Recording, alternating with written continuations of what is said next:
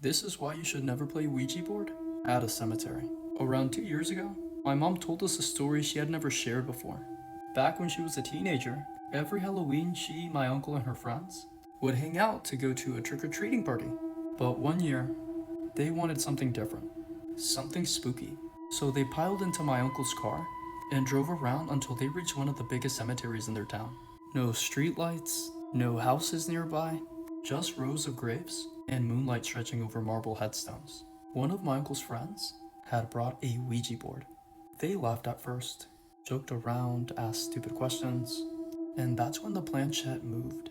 Before they could even react, a loud scream tore through the cemetery.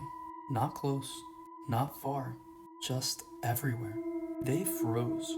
They looked around, and there was no one. And that's when panic hit.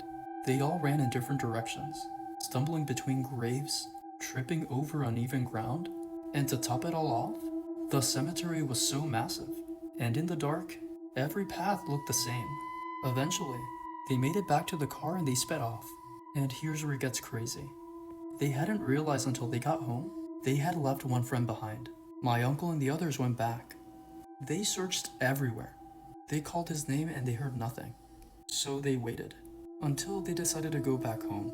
They assumed he made it home. Hours later, he had walked through the front door, really pale, silent, not crying, not shaking, just simply drained. They asked him what had happened.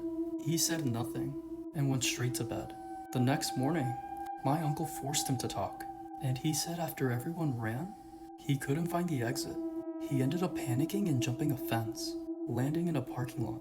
That's when he saw a car that looked exactly like my uncle's car, and he said he heard a voice from inside it calling his name. Relieved, he ran to it, opened the door, and got in. And when he turned to thank my uncle, he had locked eyes with what he described to be La Muerte. Not a skeleton, not a mask, but something that felt older than anything human. It was smiling. He immediately jumped out and ran. And to this day, he doesn't remember how he got home. They never stepped foot inside a cemetery ever again. If you made it to the end, thank you so much for watching this video. I appreciate it a lot. Make sure to drop a like and comment down below what you'd like to see next.